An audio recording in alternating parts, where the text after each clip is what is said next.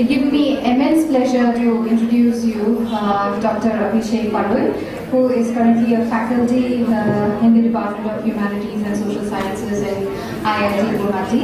Dr. Parui has worked extensively and presented papers and lectures on issues of modernism, masculinity studies, memory studies, and post-humanism.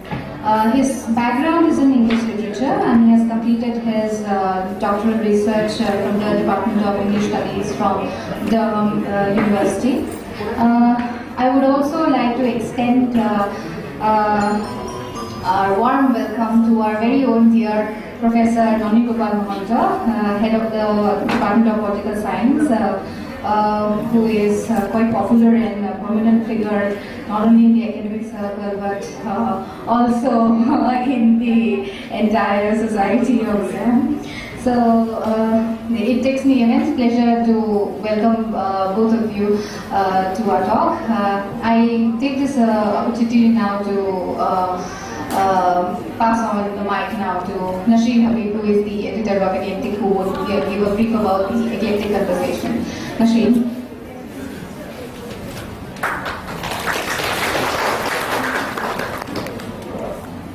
Thank you so much, Kaveri. Good afternoon, everyone. Thank you for being here.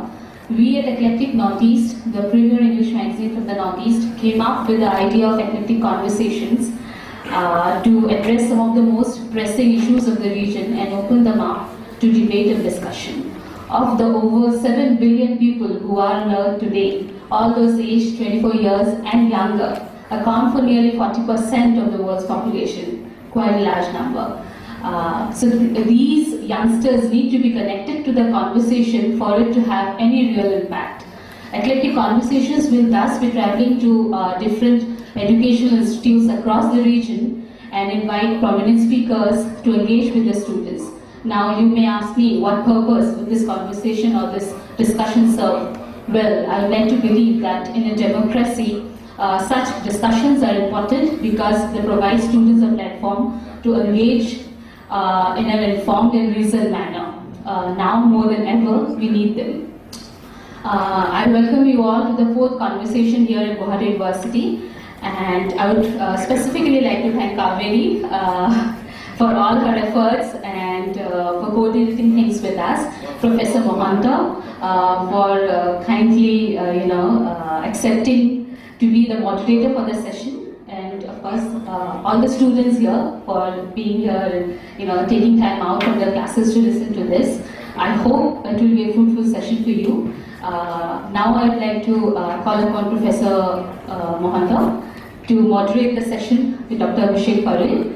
Gratitude and thanks for having given me this opportunity to speak a few words on the critical thinking and its position in various universities of India. Well, today we have amongst us the prominent speaker, Dr. Avishek Parui. He would dwell on the issue and he would talk about the issues of critical thinking in universities in detail. So I do not want to go into all the issues, but basically I would like to focus on just to flag off the entire discussion, because as you know we have our keynote speaker today. He will be delivering the main speech. Nevertheless, I would just like to draw your attention to certain issues of critical thinking. Let us first look into what is critical thinking, without going into the philosophical issues. Just for a working definition of critical thinking, I believe it's all about the ability to question, ability to contest or contribute, and the issues of rationality. So I do not want to philosophize the entire discussion on critical discourse, but nevertheless, when we are in a position, because the role of university is very crucial, and I would like to make here a distinction between university and a college. And here I would like to draw your attention to one of the definitions given by Jawaharlal Nehru on what is university, and I quote, and he said, "A university is not a factory sending out batches of students on a conveyor belt in a marketplace, nor is it just a training college. one must make a distinction between a university and a college. The latter are very important places of learning, no doubt, and the university is a place for teaching and training. However, a university is something more. It must be a place where knowledge is imparted and acquired, contested and created. It is also a place where we instill values in our youth and offer space for full expression of human creativity and intellectual endeavor, unquote. I believe this contains the core, concept of critical thinking, so far as university is concerned. Now, what is education?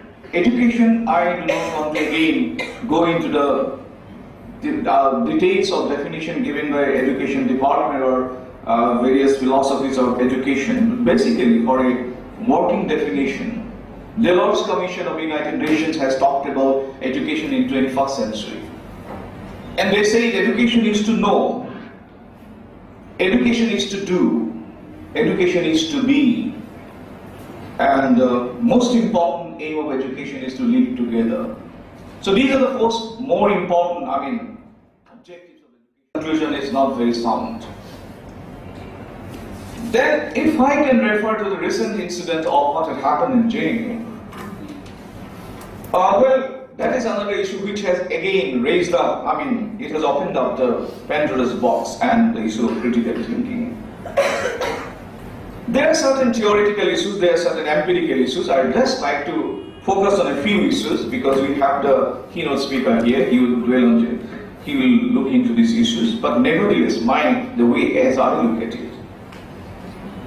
Well, I strongly believe the JNU incident has not been handled well.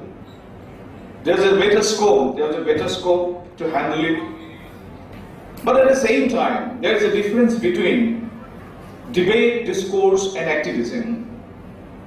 When I frame my argument, I think from the perspective of below. I frame it from the context of Northeast India.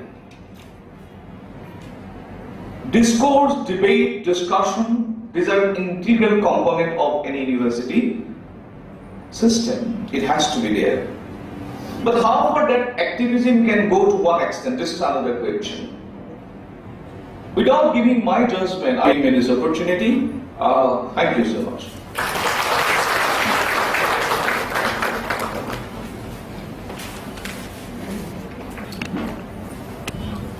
I would request Dr. Parui to please come back and have a discussion with our students.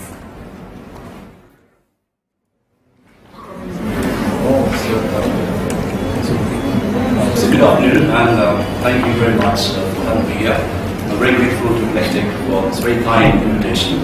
So I work in IIT Guwahati and I teach literature, though I do dabble a little bit in critical theory, philosophy, and political science, although I'm not a qualified. Yeah, so whatever I'm going to say would be through the lenses of literature and critical theory. Now, the topic obviously is a very hot topic today. Our university is the seat of uncritical thinking. Now, the word university, as we know it today, it comes from the Latin word universitas. That's where the word comes from. And it sort of means a community of teachers and scholars. It's a very medieval concept, a very medieval European concept, where there will be guilds. Some of you might be aware of this, guilds of merchants, guilds of bankers. So the word university, sort of etymologically speaking, that comes from a similar kind of, so it's a guild of scholars. A community of scholars, a shared space, which should be protected by charters, which should be protected by legislations, which should be protected by a sense of autonomy as well. So from the very inception, the university as a space, a shared space, was very much a part of the hardcore economic system, very hardcore economic, bureaucratic, mercantile system. So it came from pretty much the same source. So as I always say, the word university comes from the word universitas, which means a guild of scholars, a community of scholars and students who will stay together and be protected by a charter, protected by some legislation, but also be autonomous in its own way. So it was very much a part of the mercantile system. which was evolving in medieval times.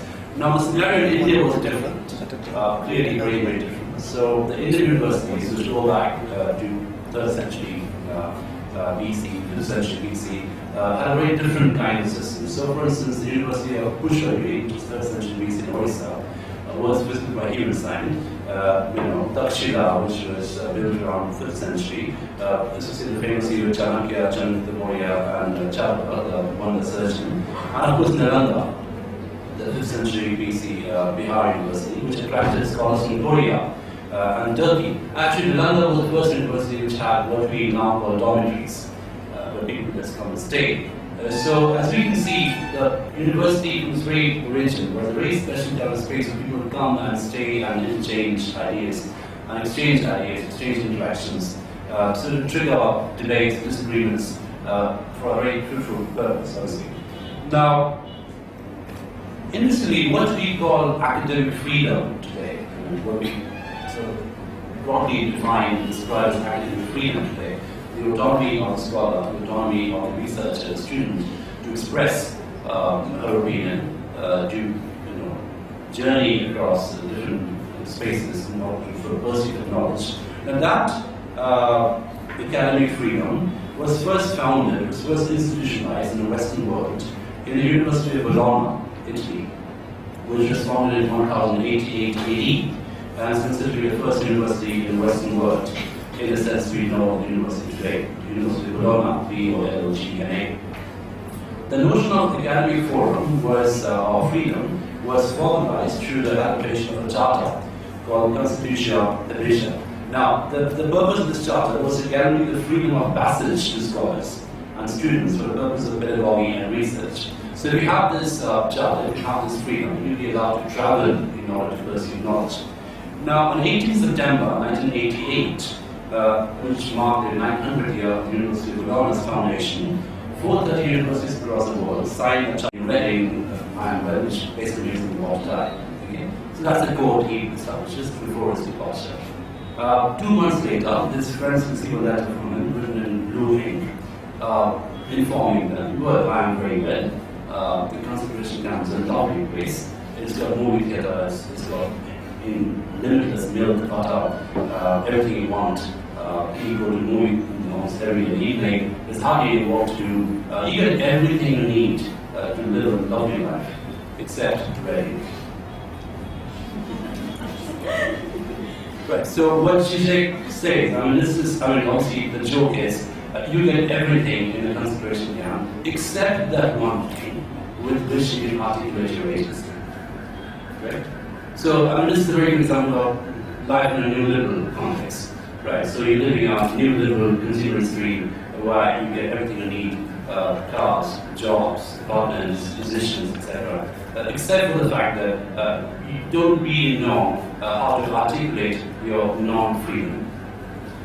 So you're forced into thinking that you're free. You are forced into thinking that you're free, you're forced into thinking that you are liberal, but actually you've been controlled by separate apparatus who are watching you endlessly. And obviously this goes very well in the concentration camp. The moment I tell you a story about the concentration camp, you expect this, right? You expect that obviously someone's watching you, there's a big brother watching you every step, and you've been censored, your letters have been censored, so that's a very common story. But the catch is, we are as unfree in a neoliberal concept, in a neoliberal world. We are as unfree in a world we think we are, actually. So for instance, just to give you a very crude, quick and unpopular example, I'm sure I suspect there's not a soul in this room who doesn't have a Facebook account, right? So everyone's got a Facebook account. Everyone's got a Gmail account, everyone's got email accounts, different sources. Now Facebook, for instance, if you look at Facebook, obviously it is technically a forum where you can articulate your agency. It is technically a forum where you can say how you feel, what you're feeling, how you're eating. You're feeling awesome because you're eating a burger, and you want your friends to like it. You feel very, very narcissistically happy if you see common number of likes. So that's lovely. But at the same time, what we don't realize is how every bit of our life is being embedded into the data, which is open to a few individuals. every second of your life, what you're checking in, what you're eating, how you're feeding, or data, or very, very personal data, is being limitlessly encoded, encrypted, and embedded and controlled by a few individuals. That's a very scary thought. Now, Facebook is the last industry I can't see much happiness in the conveyor belt putting out nuts into machines, and it becomes a machine at a certain point.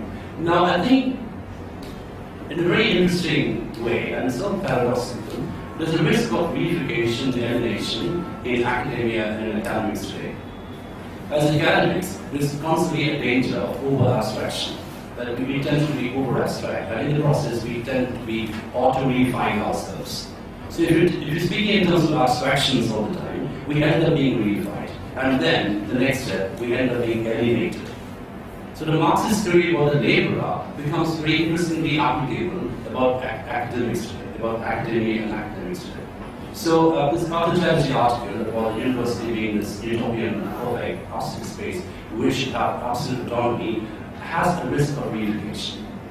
And we need to look at it from a perspective which is more material, which is probably more Marxist, and probably more embedded in reality. And the opening line of Prashant's article, Confront the Reality, I think is very, very telling. So he says, one of the greatest myths on which the modern neo-Manian university system relies is the idea that universities are special places cut off from the rest of the society.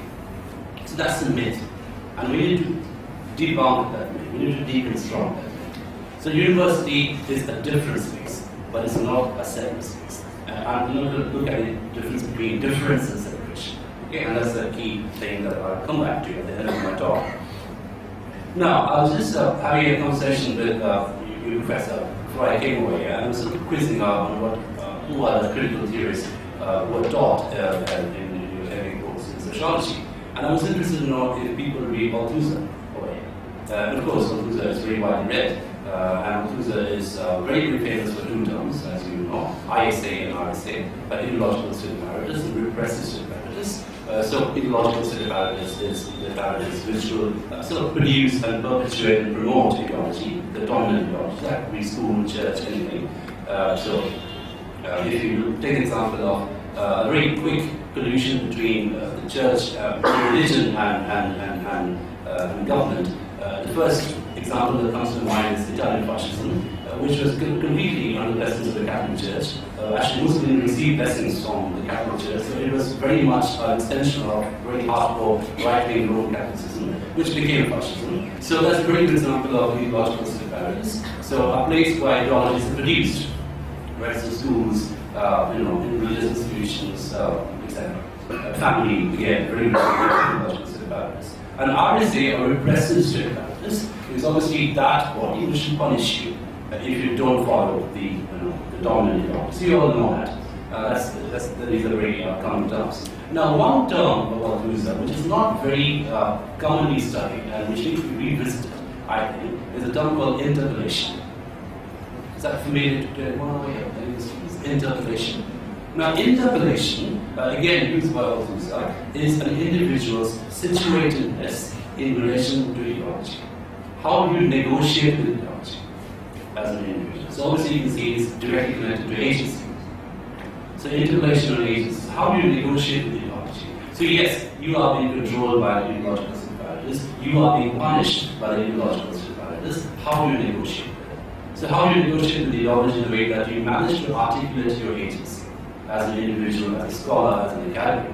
Right? So suddenly, all these old-fashioned Marxist thinkers are becoming quite interesting, and their notion of the labor, their notion of the laborer, is suddenly and ironically very applicable to the notion of academia and academics today. Are we at the risk of reifying ourselves today? Are we at the risk of reifying ourselves, commodifying ourselves through abstraction? That's the worst form of commodification, through abstraction. That we end up being so abstract that we're not real. We don't reach out. We desire this utopian space of the university, which will be completely autonomous from any intervention, completely autonomous from any material reality. That's the utopian academic desire. But isn't there a risk of reification that is happening? Are we not risking ourselves to it? much? Are we not commodifying ourselves to this abstraction? So reification happening over time, and more importantly, and more dangerously, are we not alienating ourselves from the materiality of the everydayness of this? So alienation and reification is very core, popular Wikipedia Marxist terms, are certainly very, very applicable in academia today. Now, so when I talk about ideology and the moment I mentioned it, okay, right now, another key thinker that I'm going to touch upon, and this theme might be familiar to you, those of you who study Marxism in your core courses, is someone called Theodor Adorno. Is that familiar to you, Adorno? Some of you have read Adorno. Adorno's got a very interesting book called Aesthetic Theory, where he encounters and he sort of criticizes this very reductionist way of Marxist thinking, whereby everything can be reduced to the base and superstructure. So he says there is a third space. There is a third space which has, and this is the term he uses, I'm a big fan of this term, it has relative autonomy. So the third space has a relative autonomy, and the third space could be art, the third space could be literature, the third space could be university. So Adorno is not saying that the third space exists at a divorce from the base and superstructure model. He's not saying that. He's very much embedded in it. But at the same time, there's a third space. And the third space has relative autonomy, not absolute autonomy. So the third space cannot be reduced to the base superstructure model. But at the same time, it draws on the base superstructure model and makes it into something else. It's different. But it's embedded. It's not a utopian thing cut off from the material existence at all. So those of you who are interested to look at the university structure in relation to ideology and materiality of existence, I would recommend to read Adorno. He's a very key thinker along with Althusser. Althusser is very, Althusser a big fan following among sociology students. But Adorno is someone who's not really read today to the extent that he should be, really. And this open aesthetic theory, I think, is very, very important in the debate that we're looking at today. The Europe University, apropos of ideology, isn't a place for critical thinking. Then lastly, I would like to conclude another theory that I have, again drawing on a very key critical thinker, Gauhati Spivak. Right? Now, I'm using Spivak as an example over here. I'm trying to sort of formulate a way in which we can look at ourselves as academics. Right? How can we locate ourselves as academics? Apropos of the general demography and all that. Are we different? Are we unique? Are we sort of gifted, equipped with special faculties? Is there a responsibility in us to engage at a very pragmatic level to the mass out there? Or is there a them and us that we should culture? Now, Spivak has this very interesting theory which she uses to sort of, it's post-colonial theory, which she uses to talk about certain ethnic minorities, certain ethnic groups, and that theory is strategic essentialism. Is that term familiar to someone? Strategic essentialism. Now, what is essentialism? Essentialism is something, and I'll read out the definition actually. So, strategic essentialism says, while strong differences may exist among members of the group and amongst themselves, they engage in continuous debates, it is sometimes advantageous for them to temporarily essentialize themselves and to bring forward their group identity in a simplified way to achieve certain goals, or to oppose the leveling impact of global culture. So this is a definition which I took from Ashcroft's book, Key Concepts in Post-Colonial Studies. So strategic essentialism is technically a contradiction in terms. So if you essentialize something, you talk about something as a group. So for instance, if I tell you that we are academics, so what I'm doing over here is I'm leveling away all the differences among us. So that would be a bit problematic, that would be a bit maybe negative in the context of this room. Because there's a difference between you and me, there's a difference between you and someone else. So I shouldn't really essentialize and say we are all academics over here. Right? Not in this room, not in this university setting. However, it could work as a strategy if we step outside the university. Right? If we strategically essentialize ourselves. Right? strategically essentialize ourselves in a way that we don't reduce ourselves to abstractions, but at the same time, we maintain a certain inherent identity as academics.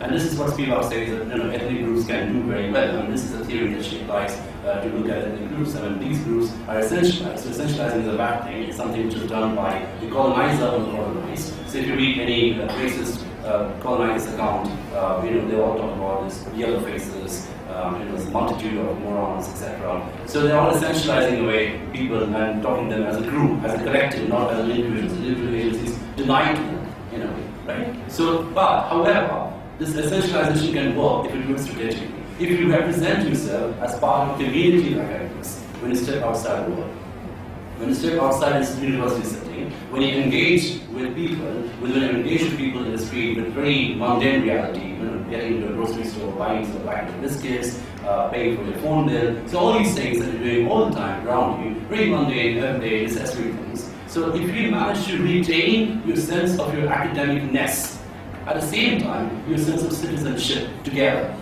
then it will work fantastically well. So strategic essentialism, which works with ethnic groups and minorities, can be again used in a way we define and locate ourselves as academics today. To conclude, I propose, I've used and I've drawn on this series, I've drawn on this series. What is my concluding note? Now I propose we use this concept of strategic essentialism to enact, embody, and extend the academic space, where critical thoughts encourage healthy debates and disagreements. I'll say that again, to enact, embody, and extend the academic space, where critical thoughts encourage healthy debates and disagreements. In other words, the university is not a physical building. The university is a state of mind, which can be enacted prosthetically, which can be embodied, which can be extended, and which is potentially limitless. Right? So the university doesn't and shouldn't stop at the main gate. The university could be an inactive space. And I'm writing some psychology way. So as academics, we can essentialize ourselves strategically without redefining ourselves as abstract thinkers divorced from mainstream reality. Because the moment we do that, we run the risk of being redefined. We run the risk of being alienated, not just from society, but from ourselves as academics. Right? The university isn't a separate space. It is a different space. That is the one message I want to communicate today. It isn't a separate space, it's a different space. It's a different space embedded within the movements and materiality that define our lives. And yet somehow it is uniquely capable of interrogating as well as revising those realities. Thank you. Hello sir. Hello sir. Myself Ritikapam Sharma. My question seems to be a political question, but it is not, and it is related with critical or uncritical thinking. So my question is that by continuously accusing Narendra Modi to be communal or anti-secular, are some people of India forcefully alienating themselves from the good works of Narendra Modi for being recognizing themselves as intellectuals? I have no idea. But that's a very loaded question actually, I'm not here. But that's a very loaded question actually, I'm not sure if I'm qualified to respond to it. I don't follow mainstream politics in a way that I should, so I'm not an expert on the political scenario. But I think if I could just remove the individuals in the figure and look at the question as some kind of a structural question. So if you're constantly attacking an individual, a system, are we not running the risk of reducing it to a certain attribute instead of looking at it holistically, right? Is that your question? So it could be X, Y, Z, right? So that's, I mean, it's a truism, it's absolutely right. I mean, if you're attacking a system, an individual, with just an attribute, that you run the risk of commodifying that system, you run the risk of over-materializing that system, and not looking at it in a holistic kind of way. But of course, I mean, as pragmatic people, we tend to be attracted to attributes. That's part of human nature. We are hardwired to be attracted to attributes. We are hardwired to be selectively attracted. So when we look at a person, it could be a film star, it could be a politician, it could be an actor, it could be a cricketer, we are hardwired to be selectively attracted and selectively repelled. So it's a very human sort of habit, really, to selectively condemn or praise. It's a very synecdochial quality, actually. So those of you who come from literature would know what synecdoche is. So you are always very selectionist. And obviously, if you're talking about the Prime Minister of a country, there is a risk of maybe making the argument reductionist. There is a risk of making the argument sort of monolithic. And that often compromises the robustness of the debate which is required to really assess the political situation. That answers the question.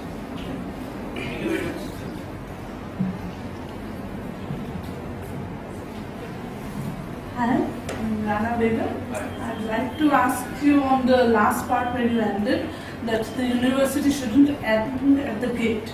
But what if we say that we are taking the academia out of the university? Don't you think we run the risk of the security that is present there in the university? We get some kind of autonomy, some kind of security within the university.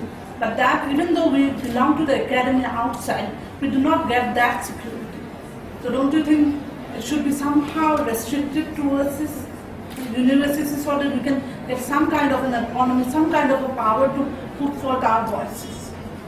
Yeah, obviously I'm speaking in terms of metaphors, but the university does require a building, the university does require a campus, and requires a classroom on this, to have a debate on this. So what I was suggesting was that, academia is not really an architecture, it's a state of mind. So as academics, we need to be engaging with the mundaneness of reality around us, and not reifying ourselves as intellectuals, as people with some beautiful abstractions. Now, in terms of the university, space being, there's this very common perception of the university being obviously open, liberal, left wing, and all that. But the university space in itself is always, as Professor Mohan said, is always heterogeneous, and it should be heterogeneous. It should have a polyphony of ideologies. It should have a pluralism of perspectives. So, and I'm very, very suspicious,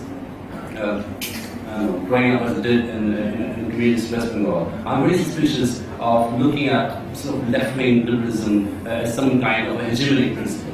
That can become fascist in its own way, that can become dominant and quite exploitative in its own way. So I think we need to have a plurality of perspectives. And this very interesting book which has come up recently is a book on de Gaulle, and it's de Gaulle's encounter with Mussolini. This is called Meeting Mussolini, where there are accounts of de Gaulle actually requesting Mussolini to pay for the foundation of Guwahati at the university. So if you go by the crude ideological logic, you'd be shocked to think, so the great Rabindranath Tagore took money from the fascists. Mussolini was partly funding the thing that was involved in the building of Guwahati. So we should not, and this is in relation to the first question, we should not, as academics, reduce ourselves to certain dominant ways of thinking, because the left wing or the right wing, or the whole term left wing, right wing is a bit silly because it all came from where the people sat in British Parliament. So the people sat on the left made more noises, so they were called left wing, and so that's how the term came into being. So if you're really reducing ourselves to that, then there's a risk of unification. But of course, your question is a very pragmatic question, really. You're saying that there should be a space in terms of security. But, in an ideal world, we shouldn't need security. In an ideal world, we should not require security. And as academics, we require security because we think we are subversive. As academics, we require security because we think we interrogate. But other professional people probably wouldn't need security for the same reason. Doctors will need security for different reasons. Lawyers will need security for different reasons. So I think there is a need in academia today not to over-glamorize ourselves as academics, really. Of course, we don't have a lot of things, so we just have intellectual capital, and we bank on it too much. We don't get paid as CEOs, we don't get paid as people, who do flashy jobs. So we historically always banked on intellectual capital to make us feel good about ourselves, really. But let's not fool ourselves too much with it. So that's probably my proposition.